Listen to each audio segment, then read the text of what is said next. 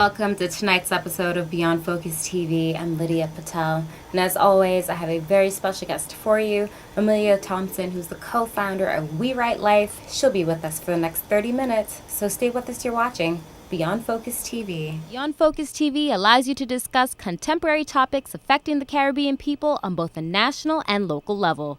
The show features informed guests who offer insight, debate, and evaluate various issues. Beyond Focus TV builds on the station's mission to provide useful information to the Caribbean people in New York and abroad. Beyond Focus TV, where our viewing audience can get educated, informed, and empowered. Welcome back. You're watching Beyond Focus TV. I'm Lydia Patel. And like I said, I have a very special guest for you, Miss Amelia Thompson. Welcome to the program. Thanks for having me, Lydia. Well, it's great to have you here. We love having people who do great things. That's actually one of the missions here at Beyond Focus. People in the community who are openly doing big things. And when we mean big things, big in your own way, because it's very measurable, and we love what you guys have been doing. So thank you. Welcome. It's definitely great to have you here. So before we even get started, let's talk about who is Amelia Thompson. Sure. So again, really glad to be here. So thanks for having me. Thank you. And I'm from Brooklyn, and I'm a person of faith. And I'm really committed to and love seeing people fully walk in and occupy their purpose. Mm-hmm. And I think that passion is what gave birth to Brooklyn by Faith. Mm-hmm. And that's important because being from Brooklyn, there's a lot of people. I think Brooklyn is one of those boroughs that really is passionate about. You could just look and see how many parishes and churches. The love is here. You could see that there is faith, and there's some old churches in Brooklyn that go really way back. So that kind of was an easy thing, especially if you're from the area. What it could do for you. Mm-hmm. But before this even got started for you, how did this even come up? How did you even decide to found Brooklyn by Faith? Sure. Actually it started out as just an idea. Mm-hmm. I wanted to see a space where people who move by faith and are inspiring positive community change, I want a space where they were being celebrated and being further equipped to maximize their work. And so I called a friend of mine and asked him about I shared the idea of hosting a ceremony or a reception of some sort. Mm-hmm. And he really liked the idea and actually immediately started giving me ideas for people to potentially nominate. And so that's how it started, just with a conversation, an idea and then a conversation. And our first event was actually a private dinner because of the time frame that we were working within. This was about 2 years ago. Mm-hmm. It was the fall of 2017.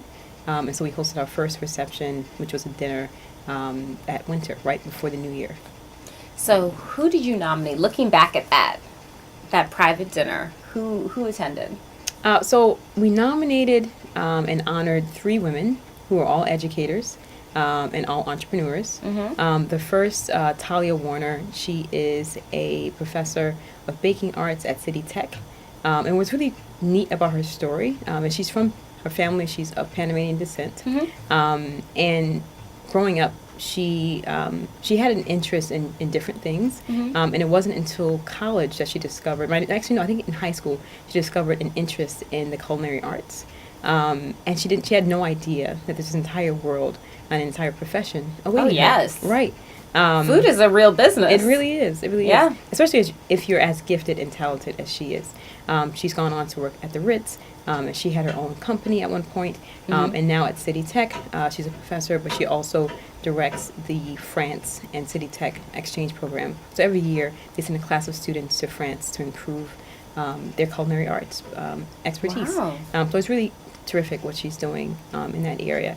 And then the other 2 honorees and nominees were, they're educators as well. They're speech pathologists, and they're really committed to inspiring a love of learning and a culture of literacy among students of color. They both actually they're twins, and they're from Trinidad. And my understanding is... shout out to TNT. Yes. And my understanding is that Chanel and Janelle Taylor, they run Taylor Speech Services. And growing up, I believe they had a learning challenge that wasn't identified. And so it caused them some challenges when they were in school. Mm-hmm. But thankfully, they've overcome those challenges, and now they are advocates for other students who have special education and learning challenges. And so, as I said, they're speech pathologists, but they have their own company where they provide private speech services to families and children in Brooklyn and elsewhere. And they have another project that they're working on to just inspire a love of learning and literacy, including a local lending library that they started in their own community, and they live in Bed-Stuy. Wow, that's amazing. And I Mhm. think, it's just really good to actually see people take the initiative to create something. You decided to take this and be the co-founder of something so great. So looking back in 2017 when this was just a dinner, where did you hold this? What was kind of the recap of the evening? Sure. So actually, I was looking for naturally a Brooklyn-based restaurant, and we decided on Tilly's BK, which is on, I think, Bedford Avenue, not far, because the space was sort of quaint enough that it felt intimate. But there's also the stage in there. That's right. And That's right. it's a very nice space. Yeah, so it was a great space. Actually, that's where we also hosted the reception the following year. Great. And if you're supporting Brooklyn, Mhm. which is great, how did the honorees feel to be a part of this and nominated? What was their response to you? Well, they were shocked because it was a surprise. So this is the first time we did it that way. That was intentional that year, and so both Talia and Chanel Janelle Taylor, they thought they were just coming to a dinner. They had no idea that they were being honored and celebrated. So that made it all the more special.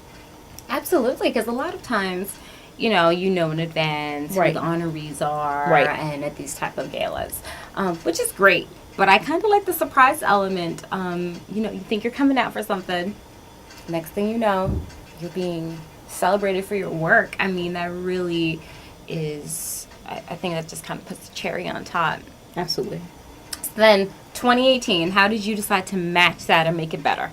So 2018, we were really excited about doing a full-on reception, and we wanted to identify leaders, so nonprofit leaders, social entrepreneurs, and business leaders who had a really strong reputation, but also a really strong track record of effectiveness. And so we identified 5 honorees this year, and not everyone who was nominated, of course, was honored, but the final honorees represented a span of different interest areas. So one, and you can go to our website, and guests can certainly go to our website, brooklynbyfaith.com, and learn more about all the honorees. And we've also have a short video which is a highlight sort of video of the entire event. But 2 honorees that come to mind right now, one is Graham Weatherspoon, who is the co-founder of 100 Blacks in Law Enforcement Who Care. And Graham has a long and really terrific career in law enforcement. He's a retired NYPD officer, and he's been involved over the last 20 plus years in all the major cases that involve police brutality, from Sean Bell to Amelia. He's had a hand in them, and he's been really committed to justice and also advancing law enforcement.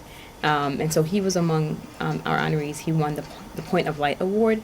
And for We Write Life purposes, we've always wanted to highlight individuals who represent law enforcement, who are actually committed to justice and committed to the community. So that's what the Point of Light Award encapsulates. That is amazing. Hold that thought, because when we come back after the break, I want to get into more about We Write Life. So take a quick break. We'll be right back. You're watching Beyond Focus TV. Stay with us.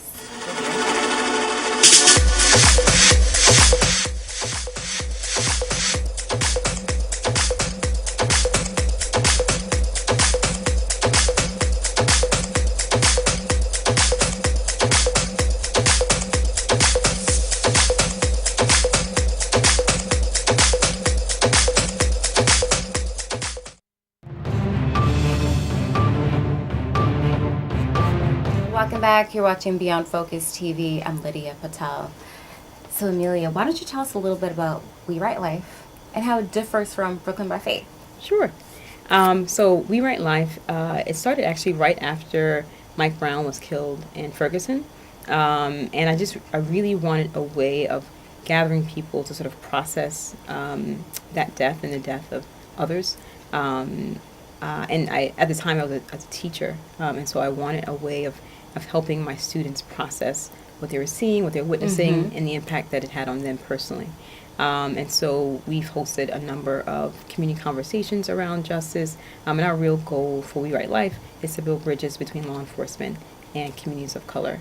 And so we've hosted workshops at the Museum of the City of New York because we have an entire curriculum that helps educators walk their students and even community members, if you can do it among adults as well, through different exercises that sort of dig into these issues around justice and police brutality. And so We Write Life actually, through that work, we've come to Brooklyn by Faith, although it's very different, but we sponsor and we support the Brooklyn by Faith initiative. Now, for yourself as an educator, when a lot of these police brutality situations were going on and you have students that someone look up to you and have questions they may not understand, how did you, when you were in that role, really try to keep them positive but still also keep the facts? You know what I mean? You don't want to be too extreme on either side, but you still have young children, especially our young black males, who feel targeted. And at the time when we still had stop and frisk and we had so many things that were going on in the city, how do you somewhat be that nucleus to just kind of keep the gel and mold everything together? Sure. One thing that I tried to focus on for my students was what they could do, the difference that they can make.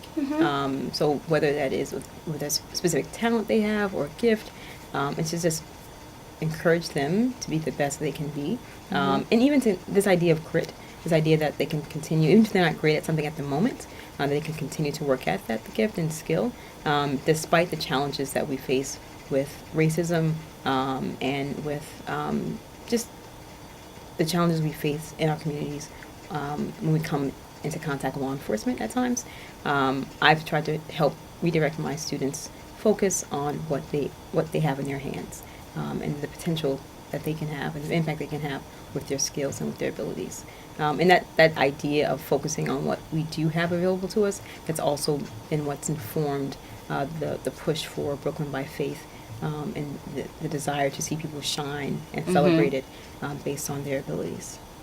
Now, you also mentioned that some adults actually attended some of these workshops, and I know it's a hard thing to process. It's really hard to be living and witnessing these things and still you have a big task. I always said, educators, especially if you're a teacher in the public school system in any of the boroughs, hats off to you, because it's a task. You have your work cut out for you. But that's kind of where the faith part comes in. And you kind of need to redirect. So would you say having Brooklyn by Faith as a source as well kind of kept your energy up and gave you the positivity that you needed to lead others? I would say so. I would say faith in general has done so. The work for Brooklyn by Faith actually started after I left the classroom, but my faith has played a huge role both after I was in the classroom, but certainly while I was in the classroom. And this idea that, so the word that we use in the education space that I referred to earlier is grit. This idea of like perseverance and being resilient. But that actually, I found that I've been more gritty and more resilient because of my faith. So I would absolutely agree with you that my faith has made a huge difference, both when I was in the classroom, but also after, and certainly has informed the work of Brooklyn by Faith. Now, what would you say has been one of the most challenging parts while you were an educator and then when you were a part of Brooklyn by Faith? Because there's always challenges. It's never smooth. But. Right. I think sometimes, especially in the education space, especially when we think about our public schools, I think we often look at what's not working, but there's a lot of good happening, and it's happening often in even if the entire school may be deemed a school that's in need of turnaround. There are great things happening in individual classrooms, and so I think a challenge we face, but one that I'm really committed to trying to manage is identifying where things are working well. That's great. That's part of what's also informed Brooklyn by Faith, because I just think there's so much good happening in our community, and whether you're watching local news or listening to other sources, that work is often not celebrated and often not highlighted. So to the extent that we can point a light